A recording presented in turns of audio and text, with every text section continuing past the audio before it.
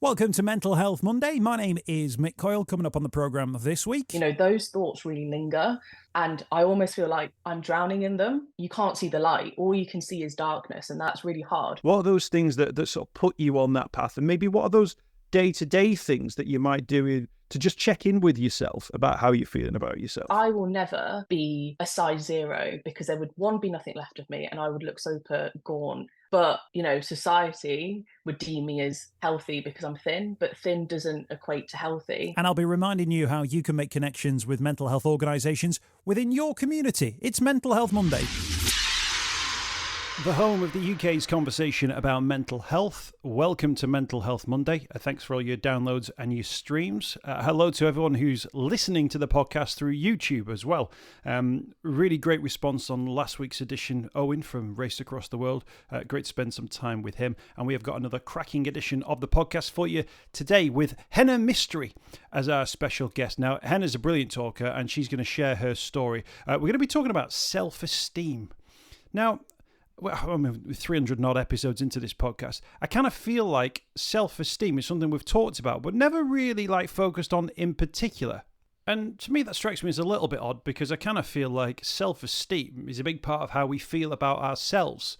So I've talked around it, but never directly about it. There's a new survey out from the BACP who found that 54% of women say their self-esteem impacts their day-to-day choices, such as what events to go to and whether to speak up at work. Really interesting. The self-esteem issues are often more experienced by women for the first time at around 10 years of age, while body image is the leading source of self-esteem issues for women, followed by social comparisons, career and professional life. Romantic relationships are in there too, but by far and away, body image is the main one. Now, the BACP have been working with the team at the Battersea Power Station, which has had a right old do-over if you've been down into that part of the world. Looks incredible now. But they did this event called Burst the Self-Doubt, where women were encouraged to write their sort of issues on a balloon, which was filled with paint, and then it was flung onto a canvas to create a piece of art, which was kind of created from the explosion of these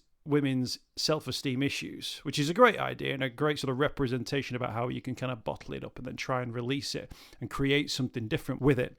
So it's great that the BACP are engaging with this as an issue. It's obviously something that they are seeing through their network of psychotherapists. And I'll put links to the BACP in the podcast notes. It's a good place to go to if you want to get started on looking for therapists and so on and so forth. But Henna's story is one from the grassroots, if you like. She's been through therapy, but as part of this conversation, talks about her journey, where those issues potentially came from, how she views those issues now, and most importantly, how do you deal with low self-esteem? How do you deal with self-esteem issues? How do you turn those thoughts that you have about yourself into something that you can work with, that you can run with, that you can turn into a positive? Now, Henna, as part of this conversation, mentions a couple of organisations that she's involved in. I'll get some links to them in the podcast notes as well. Also, where you can find out more information about the Burst the Self-Doubt campaign, and where you can also get some more information about the work of the BACP. But we started off by talking about self-esteem, what it is, how it impacts lives. This is Henna's story. I think with self-esteem, I think it's about how we value and perceive ourselves. And there are so many things that it can be based on, whether it's opinion, whether it's beliefs about ourselves. And sometimes I feel like it can be really difficult to change, especially if you've had a particular thought pattern or a negative self-talk spiral that's really hard to get out of. So I think self-esteem is almost easy to go down that rabbit hole, but slightly harder to come out. It takes quite a bit of work. You feel like self-esteem is about feeling good in your own skin, and sort of being able to almost look at yourself in the mirror and kind of go, yeah, I'm happy with where I am. And if that is the case, what are those challenges that women face, do you think, when it comes to just feeling good about yourself? There's no reason why you shouldn't feel good about yourself. You're getting up every day, you're putting yourself out there, but yet we all have these sort of challenges that we're facing. What are those challenges for you that really stand out? So I think with self-esteem, it's not just about body image and the way that we look. I think, it can be to do with our relationships, whether it's with partners, friends, family.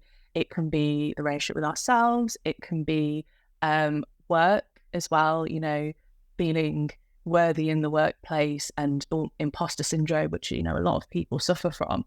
So yeah, in terms of self-esteem, I think there's like many strands, but I do think, there is a high percentage of women, especially, who suffer with body image as part of their low self-esteem.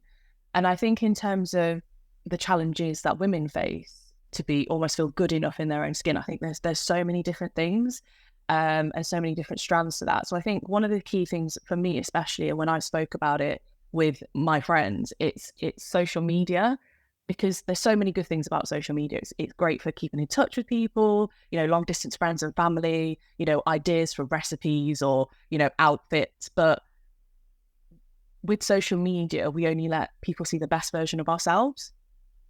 So, often if there's a picture being taken of me, there's about 20, 30 pictures being taken. And I'm like, oh, I don't like that. I've got a double chin in that. My face looks weird to that. My eyes closed in that. And we put the best picture on social media, or the best version of ourselves on social media. And it's, it's really curated. So that little snapshot that you see of someone isn't necessarily real life. And it really does skew, I think, your perception of reality as well. So you're not thinking, oh, well, they use the best lighting and they position their body in this way, or they wore this particular outfit on purpose. That doesn't necessarily go through your mind when you're instantly looking at it. When maybe if you take a step back, yes, definitely. But in that moment, that's not what you're thinking. And, they say that comparison is the thief of joy. And it is so true. And I think it's fairly common, on odd occasions to compare yourself. But when you suffer from low self-esteem, and from my own experience, those thoughts really linger. And I almost feel like I'm drowning in them. And you can't see the light. All you can see is darkness. And that's really hard, because you end up spiraling. And I think a lot of people could potentially relate to that. So, I look at pictures and videos of different people and I think, God, they're more attractive than me. They have a nicer body. I need to lose weight. I wish I looked like that. They're more successful. God, they're so articulate and charismatic. They earn more money than me. Gosh, they're so productive. Look at all the things that they do in a day and I'm not. And that is really hard, because like I said, in that snapshot, you don't think about the curation or how many hours it's taken for them to do X, Y, and Z. And I think that's really important to remember. So I definitely think social media is definitely a challenge. And also with social media as well, people have more access to it. You can publicly give your opinions or criticize someone or be controversial without having that consequence. Like, what is the consequence for being mean to someone? I mean, it doesn't affect you, but it affects the person that you've been mean to, and they don't care about that. So, when you hear and read those comments that those trolls or whoever have said, it can really make you doubt yourself and feed into your insecurities, whether they're old ones or new ones that have just been created by these people that have left nasty comments. So yeah, I think social media is a big one. I think unrealistic beauty standards as well. So for women, there's such a large focus on what we look like and how that's linked to our self-worth. I grew up in the 90s and 2000s, and then it was all about being thin, about being size 0, having a flat stomach. And then we went into this Kardashian era, and it was about having fuller lips and small waists and, big bombs on that sort of like BBL look. And then, in the last, not even year, we've done a complete 360 and we've gone back to heroin chic and then added on Ozempic that, celebrities and influencers have taken on top of that. And it's really just unattainable. It's unattainable for women to keep up with this, because I will never be a size 0, because there would, one, be nothing left of me and I would look super gaunt and unhealthy. But, society would deem me as healthy because I'm thin, but thin doesn't equate to healthy. And, being in a larger body, that doesn't equate to being unhealthy either. Everyone's different. And I think people want you to put you in boxes and label you. And, it affects men, I'm sure, as well. But as my experience as a woman, I think for me, from my experience, it it's really hard. I can't keep up. It's unattainable. And obviously fashions and trends change, and that, that happens, it's fine. But it almost feels like it's not okay to be ourselves, and we're not enough just being the way that we are. We have to change something. So, whether you choose to have cosmetic surgery and have fillers and Botox, but then if you don't have it, or whether you dye your hair or just let your hair go grey. And there always seems to be a wrong choice, because if we don't dye our hair and go grey for women, we're letting ourselves go. If we have Botox and filler, etc., we look fake, or we're trying to stay young and, keep up with the younger generations and, give that facade that, no one ages and we just look perfect all the time. And it kind of feels like, Goldilocks and the Three Bears, and it just feels like it's either too much or too little, and the just right just doesn't feel like it exists at the moment. And I think no wonder people are affected with their self-esteem, because how do you keep up with all of that? I think it's such an interesting answer. There's so much to that, and actually, it's really interesting that the comparison between sort of back in the day and now. Social media is such a huge thing. And I think back in the day when it was like the beauty magazines, and there was a lot of like comeback on that, because people didn't know what Photoshop was. So when they saw that body, they thought that was just the body, and then those unachievable goals were there. And beauty magazines took a lot of stick. And social media came in, but then people became aware that there were filters and that there were things that people were doing. And yet, the core of some of those arguments haven't really changed. That even though we know that these people have got teams around them, and they've got access to even greater, Photoshopping expertise, those images will still be out there, and people will still compare themselves to them, even though they know they're not natural. Rather than, as you said before, just be healthy in your own body and feel good about yourself. And that's why, I don't know about you, but social media, I feel like we've just absorbed the whole thing into our lives to take the good from it, but the bad is really radiating out quite a lot, and it's creating these situations. I agree, and I think you think it's bad for millennial women, and then I left teaching last August, and I taught 11 to 18-year-olds, and they are so absorbed and consumed by it. It's actually quite scary. And I've got 13-year-old girls saying to me, "Oh, I need to have Botox, and I want to get my nose done because my noses are perfect." And at the moment, the fashion is to have, that sort of like pixie sort of uplifted, curved. And, if you have, God forbid you have a bump or a slightly bigger nose. It's sad. It makes me sad that not only am I part of this, statistic from the BACP, where they said that 49% of women suffer with self-esteem issues, and to be part of that statistic, and then knowing that there are younger children out there who are, taking this social media world and thinking that is reality, when we know it's not. But if you're seeing it enough, if someone tells you something, or you see something often enough, you believe it, right? And that's how I should look, and that's how I should behave, and this is what my life should look like.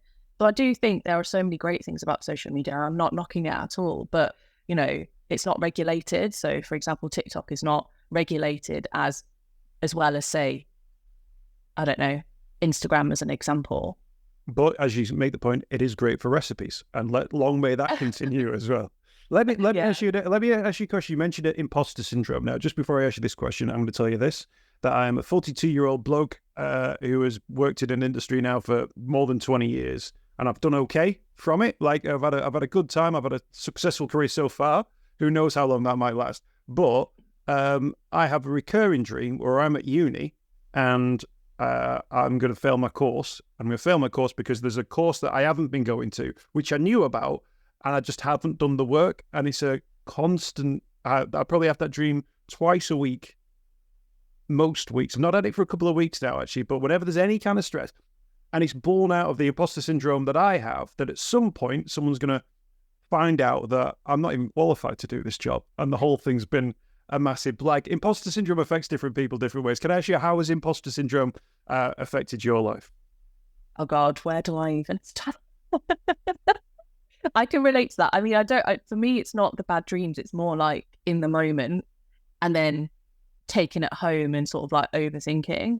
But I think I mentioned before that I was a teacher, and I definitely felt it even before that. So even as a child at school and still now, I think in teaching in particular, I think sometimes I never felt like I was a good enough teacher, and I didn't feel like I was doing enough or well enough, or I should be doing more. And I was working well over 70 hours a week, and that's not what I'm getting paid for. But I was doing it, one, because I cared, but doing all of that, working the hours that I was doing, plus that sort of like self-loathing as well, it just had such a big impact on my private life and social life. And looking back and, you know, speaking to friends and colleagues in the teaching profession who have worked with me, I know I was a good teacher. You know, I can look back a year on and be like, you know, I was a good teacher. I did really care about the staff, about the children, about the school, you know, about the parents. I was passionate. I supported other teachers. You know, I did stuff in my subject area and or pastorally as well. You know, I did a lot. But at the time, I was comparing myself, and it was awful. So it definitely impacted me, yeah, socially and in terms of work as well. And I think it's held me back sometimes as well. So there's been jobs that I've seen post-teaching, or even whilst I was teaching, sort of like promotions as well. And I've not applied for a job because I've looked at the job specification. Although I've been interested, I've been convinced that I'm not going to get shortlisted because I'm not good enough, or my application's not going to be good enough, or yeah, they're going to know that I don't fit their criteria 100%. And I think actually I saw a statistic somewhere that how much of the job specification that men will match before they apply for a job is, I think, about 60% of the qualifications or the job specification, but women only apply if they meet 100%. I mean, if that doesn't say it all, I don't know what will. And that sort of encapsulates what I have done throughout my career and working life, because it that lack of self-esteem and imposter syndrome, thinking I'm not enough, has not only fed into like my appearance and body issues, it's then fed into careers where I have been absolutely capable and excelled at a job, but even then that imposter syndrome's held me back. I was going to ask you about that because according to the BACP survey says that body image is the number one cause of a self-esteem issue. But actually, from what you've said there, it has this insidious nature of, it starts with body image, but then it creeps into those other, the social comparisons, the professional life, and those sorts of things. That actually it starts out with looking at yourself, but then actually it becomes, well, what is my place in this world? What is my place within the workplace? I guess that's when it becomes problematic, because it then holds you back, doesn't it? Because it means you don't maybe apply for the job, which means you don't take a salary or an opportunity which might enhance your life in a different way.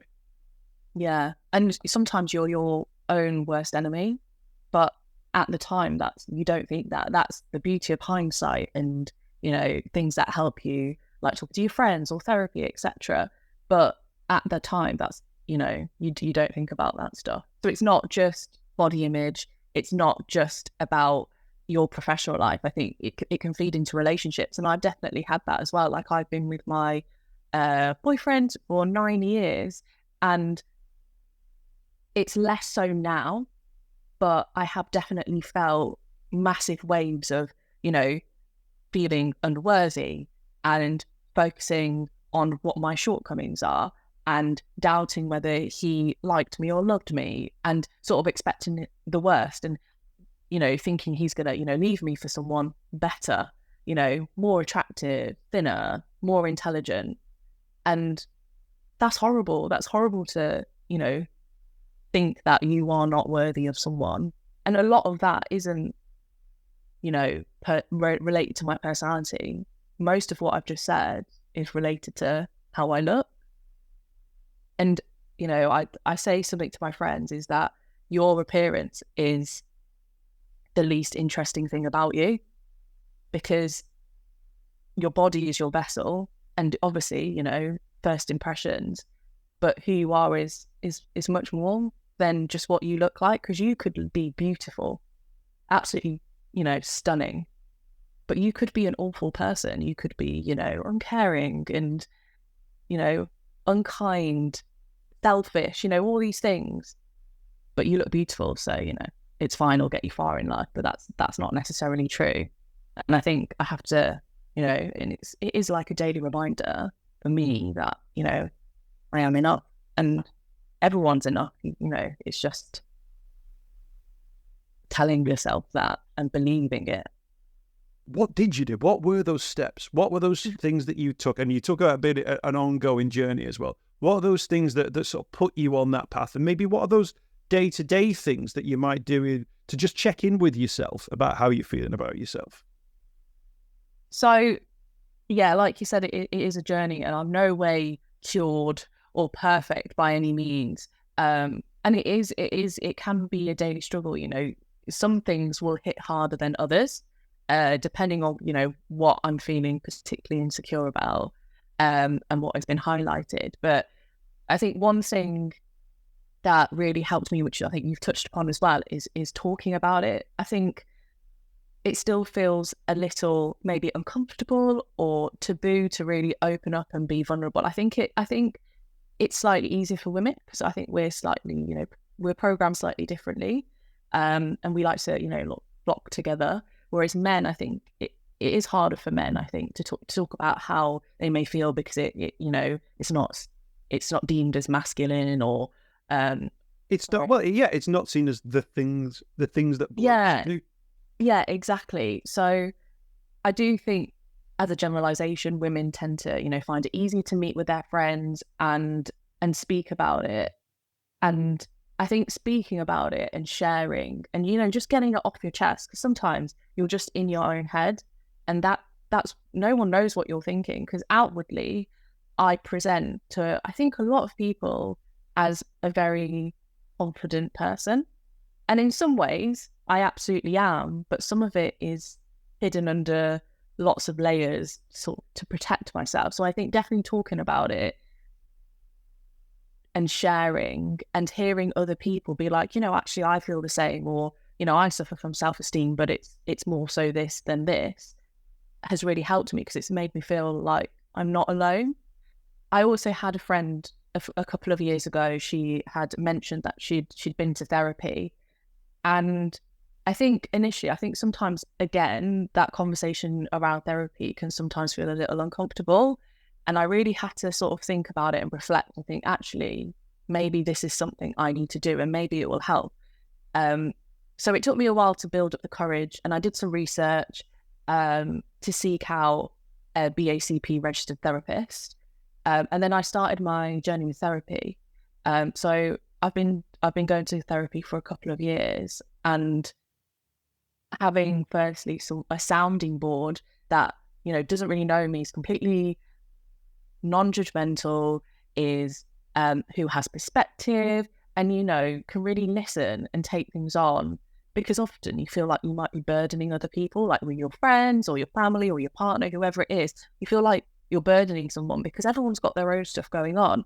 So having that designated time to talk to a therapist who is, you know, qualified, who is registered, it was sort of a peace of mind. I didn't really need to think about how I was coming across. If I wanted to be angry or if I wanted to cry, you know, there was no judgment there, and that was really nice.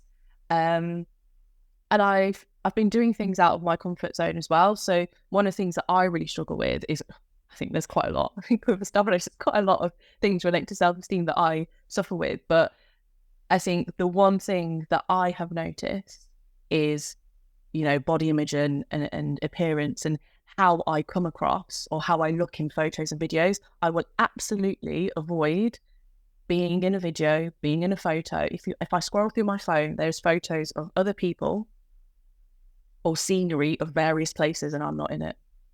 So I don't have those memories of me in that moment. So when the BACP reached out about their self-doubt campaign at Battersea Power Station, I was more than happy to go, more than happy to travel, more than happy to meet people, because that isn't outside of my comfort zone. But what is out of my comfort zone is the photos and the videos. I was also in an article in the York Press, and I did a reel about it, and I put all these photos of me from young to like now, and that was so out of my comfort zone, you know, being vulnerable, showing those photos, those videos, going down to Battersea, being on like interviews and photos and all on the day. That was completely out of my comfort zone. So, you know, they said you're going to throw a paint-filled balloon at a canvas, and people are going to video and watch. And I was absolutely terrified of that, but I did it, and I'm so proud of that. I did. So, you know, slowly I'm working up towards being in more photos, being in more videos, and being more present. And I think lastly, and this is like something that I try to do every day, is about sort of changing my mindset. And again, that takes time. There's no quick fix, but it's talking more kindly to myself, and using those strategies discussed in therapy when I found myself in a negative self-talk spiral. It's really easy to go down that rabbit hole, but having those strategies that I've learned at the back of my head in my toolkit to be like, right, why are you thinking like this? That doesn't even matter why you're thinking about it. What can we do to get you out of it? You know, what is the irrational thing that's going on? What is your projection?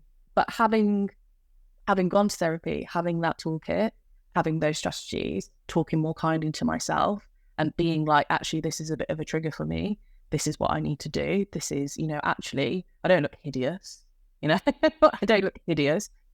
Just need a bit of dry shampoo in my hair, and that would probably make things a bit better. You know, you're not disgusting. You're not ugly. You know, you have bad days, but that's okay. You know, you can't look perfect all the time. And you have to just sort of talk more kindly to yourself, because I would never say to a friend, oh my God, he looks so fat and ugly. You just would never, ever say that to someone.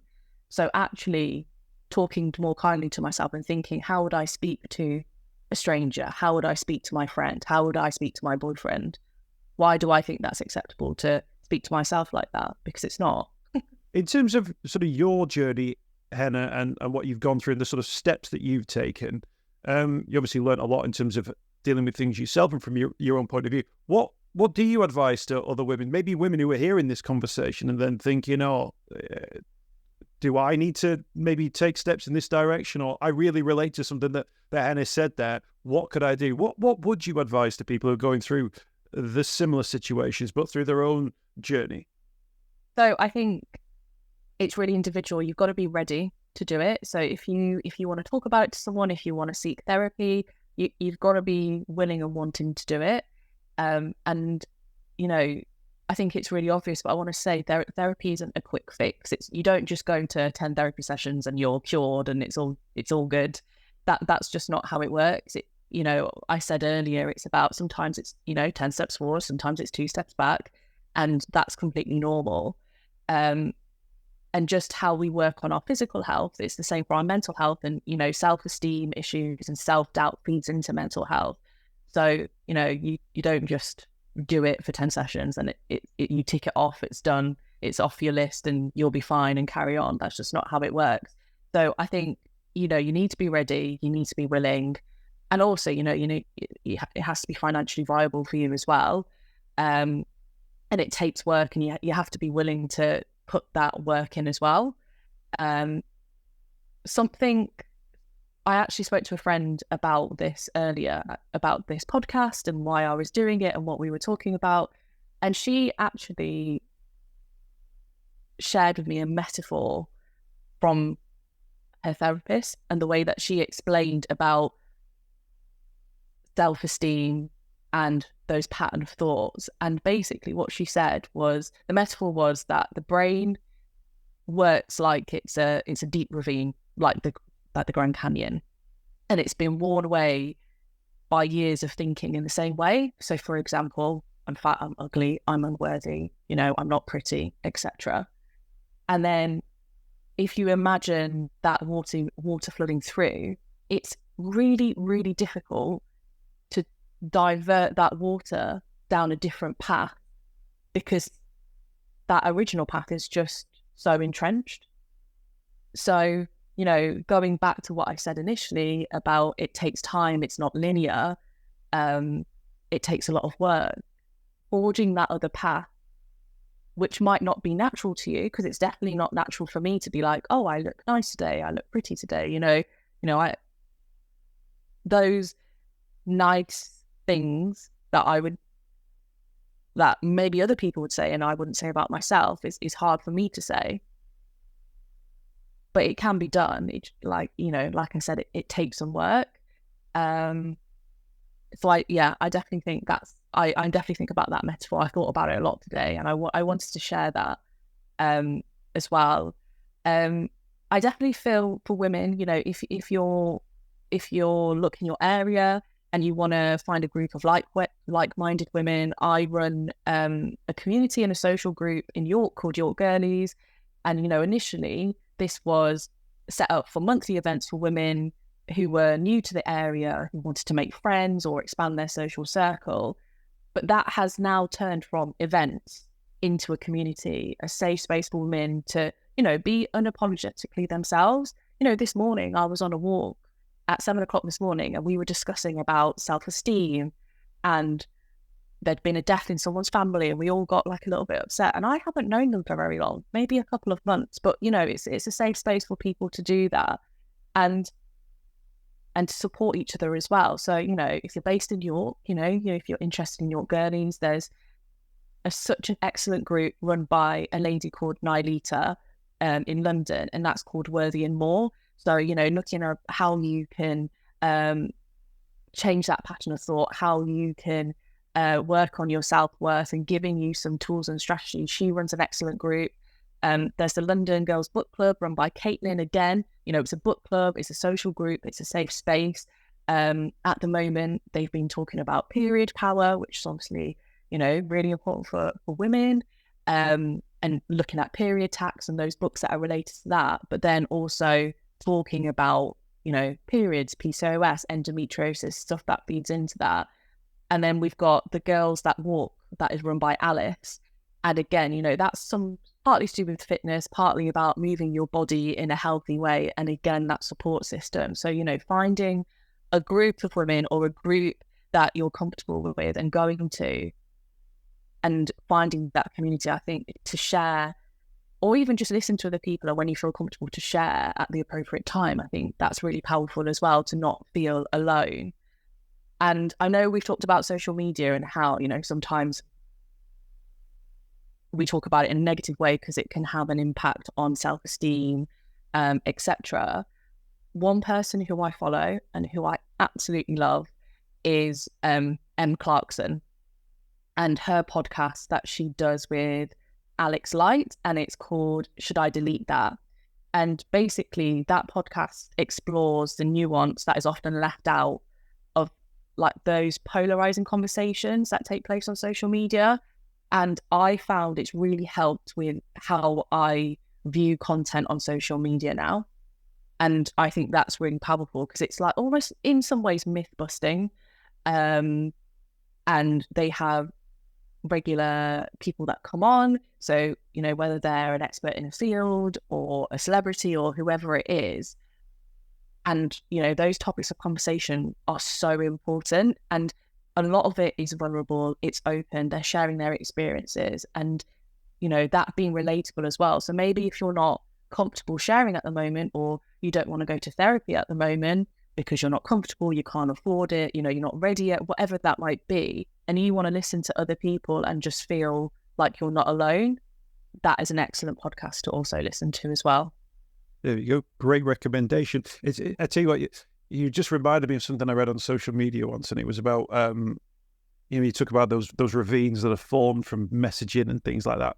There was someone who was saying that they played the Ugly Duckling in a school play, and at the point at which they became beautiful, another girl came on stage to replace her. So like the Ugly Duckling was one character, and it was all right, then you come off and then a girl comes out in a ballerina costume and she's the beautiful one, which must have been, as a core memory, that must have been horrendous to deal with.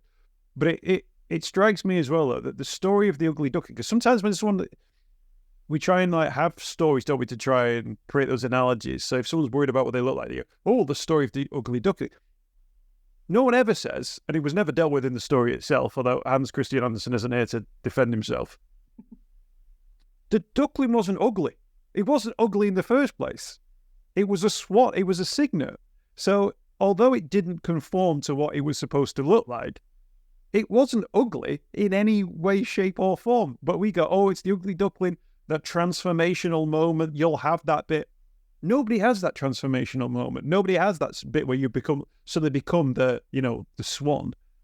What it's about understanding is that the world around you didn't sort of recognize your beauty either internally or externally, and that you were hit with this label as a result of that. And that might be where you grew up, or what you looked like growing up, or what your social class was growing up.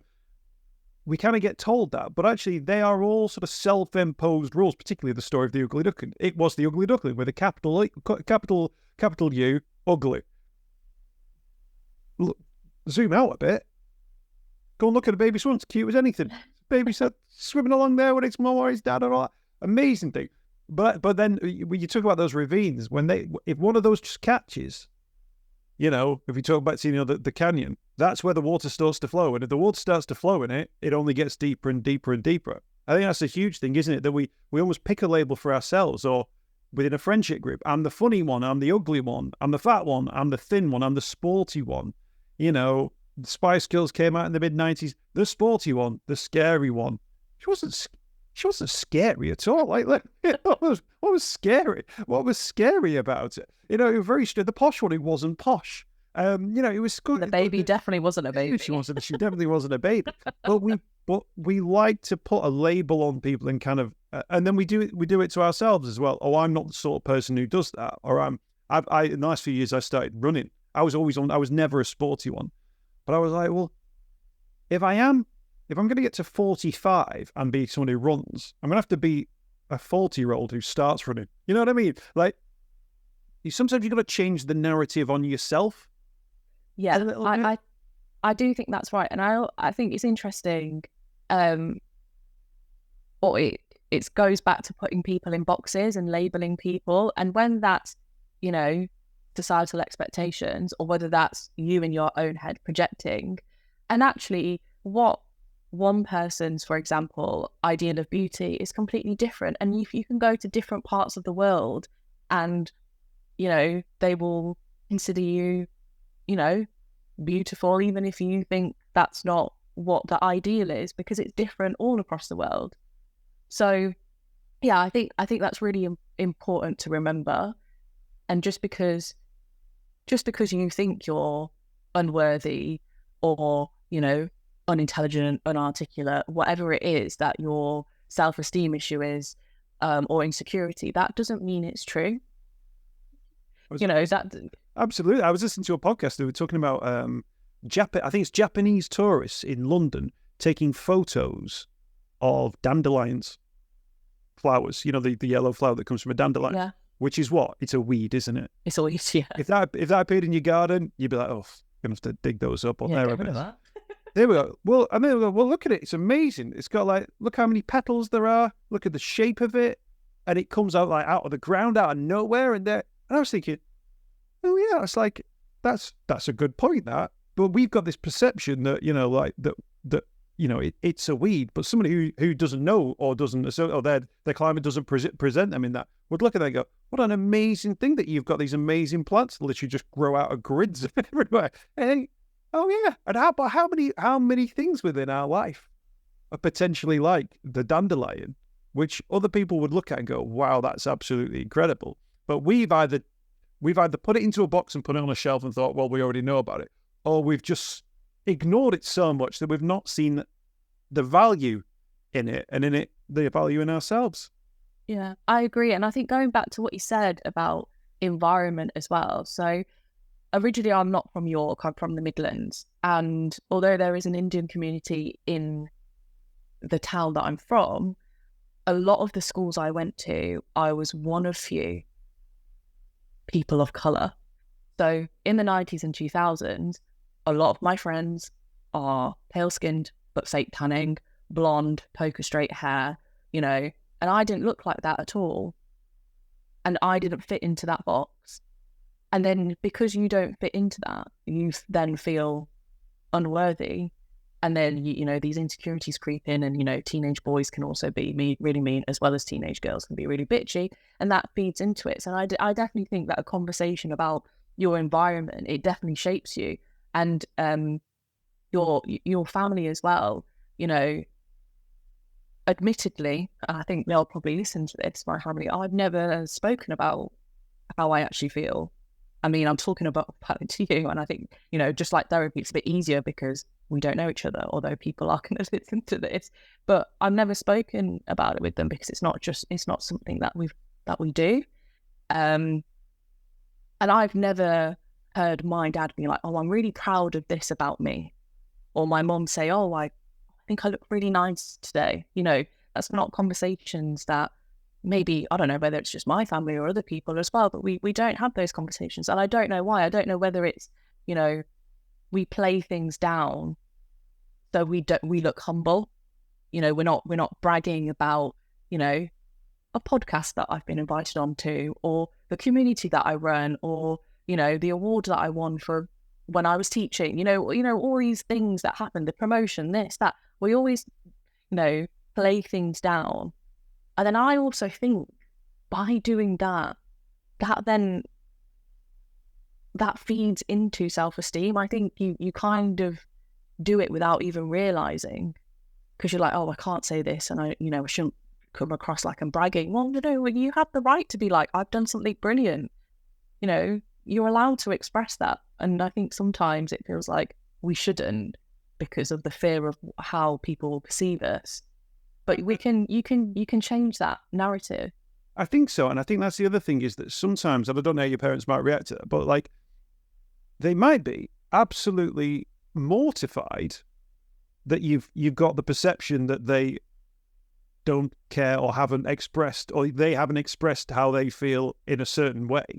They might go, oh, goodness me, I was trying to do that, but I obviously haven't done it more overtly. Or they might go, oh, goodness me, yeah, I never realized the value that potentially could have, and I never expressed that enough. We're very guilty in this country, aren't we, of not saying anything to anyone for ages. And then when something terrible happens, like there's a funeral, you hear these amazing stories about the incredible things they did. And I've sat at funerals thinking, nobody ever told me this story. Like, there was an amazing... It happens a lot with, you know, and I'm a football, so a football manager will die. And I know it was like the guy who was on the telly on Match of the Day or whatever, but they'll talk about how they revolutionized training, or all these amazing stories, which we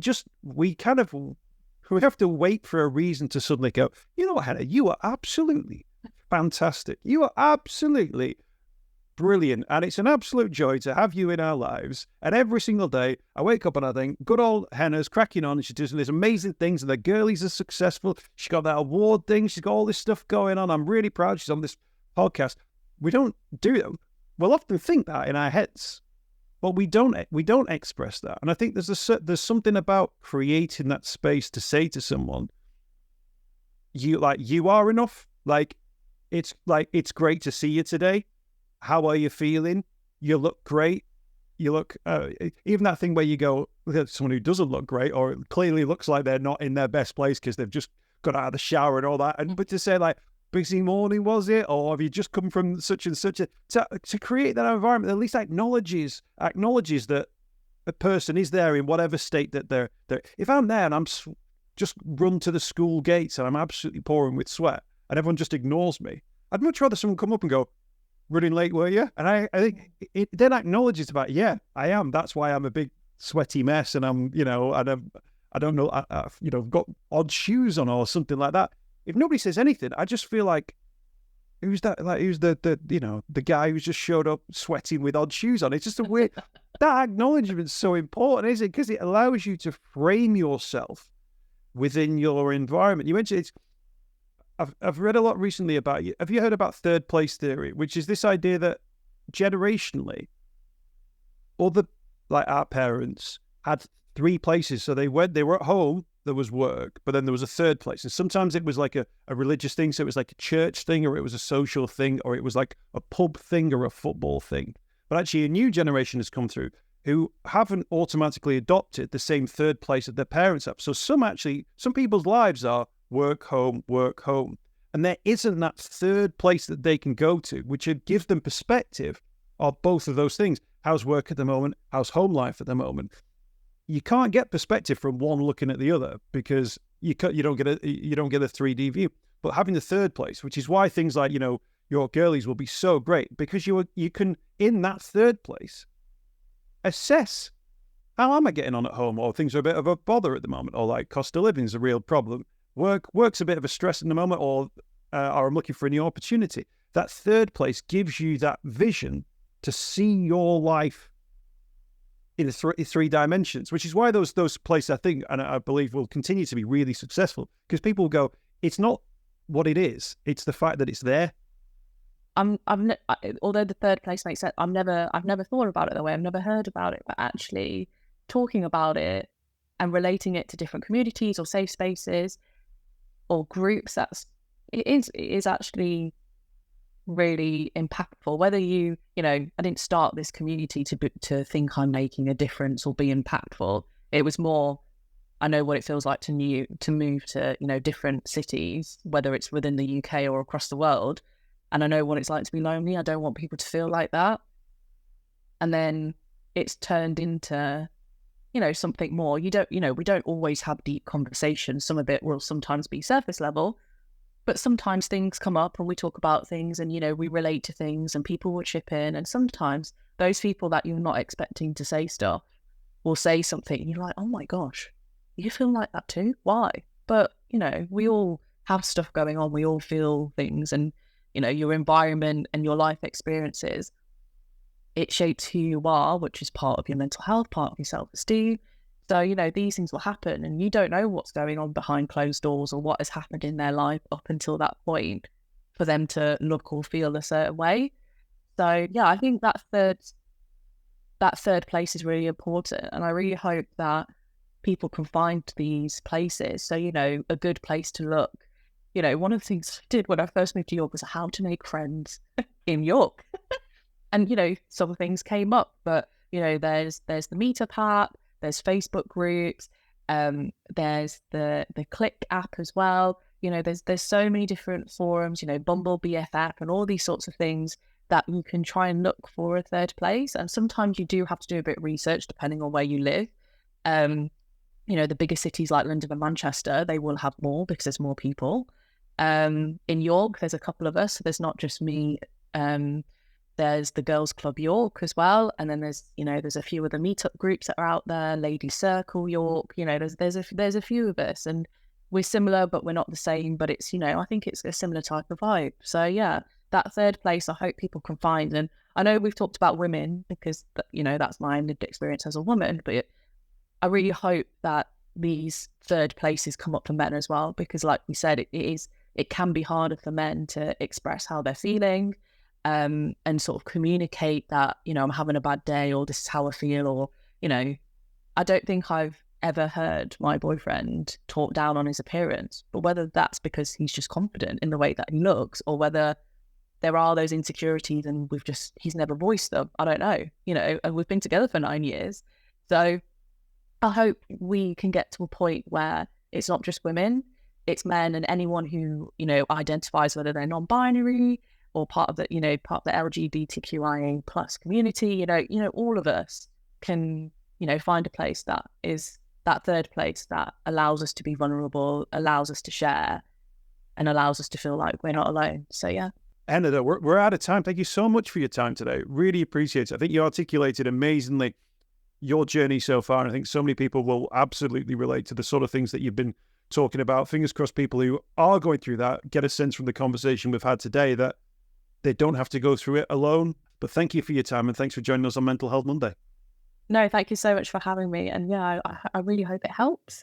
And people don't feel like they're alone, because I think to share this is so important. And, thank you for letting me be vulnerable in a safe space to, talk about this. So yeah, I really hope even if one person listens to it and be like, no, I actually really relate to that, and actually maybe I will try those things. So yeah, I really do hope it helps.